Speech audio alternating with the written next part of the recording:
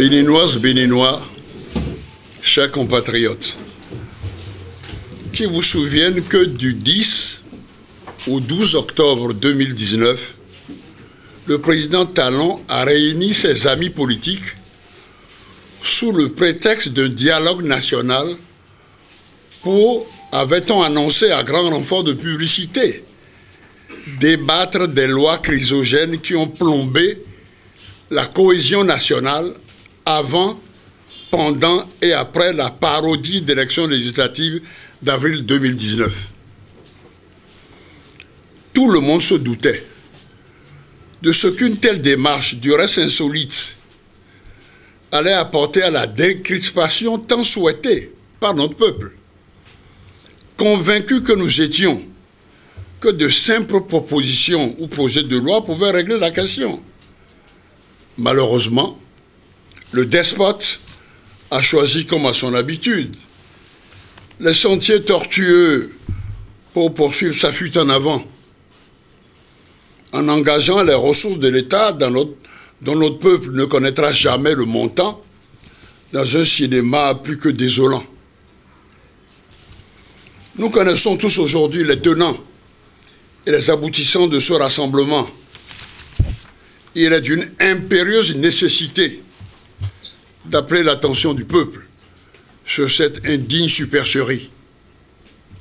En effet, prévue pour être une assemblée qui devait débattre des voies et moyens pour une sortie de crise, on se trouve brutalement transporté sur notre planète, car le forum s'est surtout préoccupé des questions d'un agenda caché, telles que des élections générales.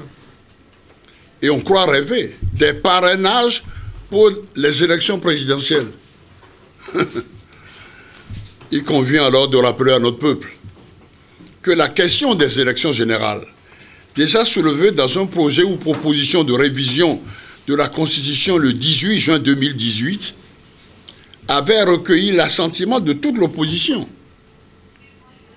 Mais les députés de la minorité parlementaire ont été conviés, ruse oblige, à voter pour la révision avec d'autres dispositions, telles que la discrimination positive par rapport aux genre. Et sur ce point, les députés de la minorité parlementaire ont, dans leurs amendements, proposé que la dite discrimination soit étendue aux nominations aux hautes fonctions, gouvernement, société d'État, diplomatie, etc. Ce qu'évidemment, la majorité parlementaire aux ordres a rejeté, ainsi que bien d'autres amendements. Nous saisissons à nouveau l'occasion pour réitérer notre vœu de voir la discrimination s'étendre à tous les domaines de la vie politique de notre pays, afin d'éviter de jeter la poudre aux yeux de la gente féminine.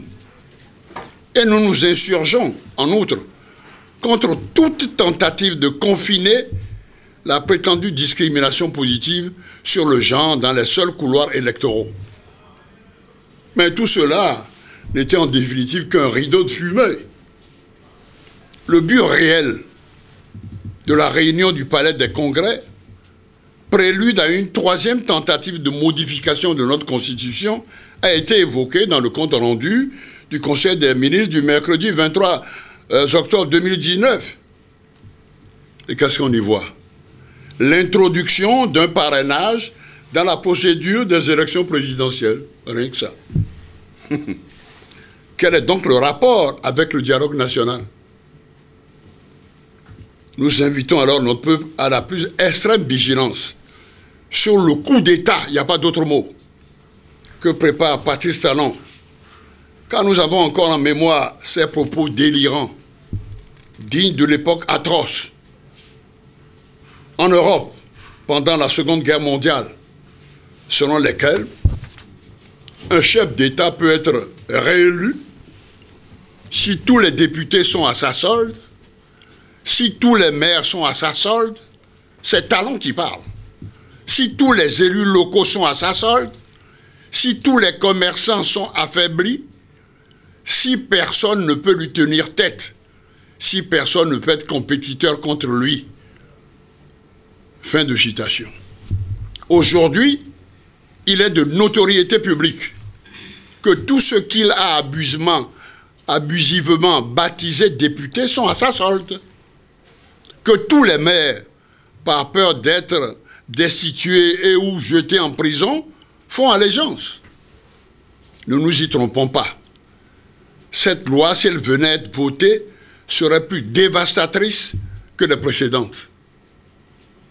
Elle nous mènerait inexorablement, n'ayons pas peur des mots, vers des chemins que, hélas, ont empruntés avant nous d'autres pays africains.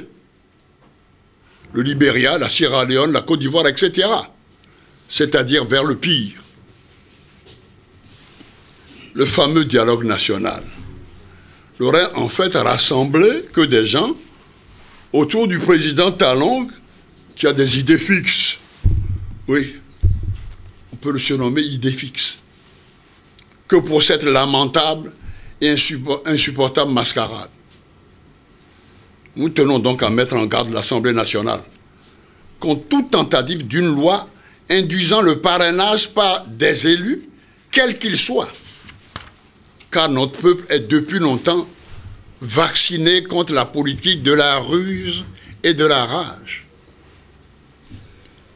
Une autre supercherie est le projet de création d'un poste de vice-président de la République à Masséro.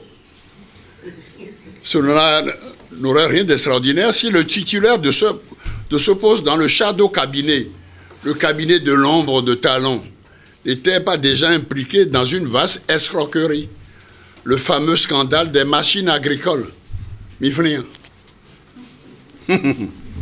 L'exposé des motifs qui sous-tend cette hérésie à lui seul suffit à mettre à nu le complot qui se fomente contre un peuple épris de démocratie, de liberté. Le délai accordé par l'article 50 pour l'élection d'un nouveau président de la République en cas de vacance du pouvoir est très court. Combien de fois avons-nous déjà eu recours à cet article? Si le président Talon, pour des raisons qui lui sont personnelles et tenues bien secrètes, pense quitter le pouvoir avant terme, c'est son problème. Mais de là à vouloir imposer à notre peuple l'horreur, serait la pire des provocations. Et le peuple serait en droit de livrer un combat acharné pour la préservation des acquis de la conférence nationale souveraine. C'est tout notre peuple qui en a décidé. Ainsi, en son temps, par référendum, et Talon est disqualifié pour se substituer à la volonté populaire. Nous connaissons hélas les origines et les dessous de cette machination. Nous connaissons surtout la profession de foi de l'homme qui sévit à la marina, l'homme qui voulait assassiner son prédécesseur. L'homme qui est le descendant, vous le savez tous, du directeur du fort négrier français, Saint-Louis de Grégoire, à Ouida, et qui a essayé de faire main basse, sans appel d'offres, sur les 10 usines de la Sonapa, 10 usines de coton. Voilà l'homme que nous avons en face de nous. Alors donc, cet homme veut avoir tout le monde à sa solde. Mais que des professeurs d'université s'en rendent complices est désolant. Oui. Il faut toutefois leur rappeler que ceux qui se rendent coupables de fautes lourdes contre la démocratie en répondront au plus vite. Car un peuple affamé, bafoué, humilié est souvent impitoyable. Quant au tapage fait autour d'une certaine loi d'amnistie, il nous paraît urgent, indispensable, d'apporter les précisions suivantes. 1. Les crimes commis au cours de la période post-électorale. Je fais allusion aux tueries de Kadiaou, de Kandi, de Tchaourou, de Savet, ne peuvent rester impunis. Les auteurs de ces crimes odieux ne peuvent bénéficier d'une quelconque loi d'amnistie, car ils doivent répondre de leur forfait devant la justice Il est impossible que le président Talon ferme les yeux sur l'assassinat de nos compatriotes innocents et n'ait aucun égard pour les proches des victimes, qui réclament toujours les corps, qu'il veuille protéger des soldats criminels. Notre peuple n'acceptera jamais cette seconde mort de nos compatriotes. De même, dans un souci d'apaisement, il est évident de faire appliquer cette loi à M. Sébastien Adiavon, poursuivi et condamné par une cour aux ordres, spécialement créée pour régler des comptes aux adversaires politiques et à toutes les victimes de la dictature. Nous invitons donc le président Talon à emboîter le pas à ses collègues du Sénégal et du Cameroun, qui ont récemment posé des actes qui vont dans le bon sens. Troisièmement, quant à nos compatriotes, que le pouvoir dit de la rupture dans l'histoire de l'Afrique, c'est la traite négrière et le colonialisme.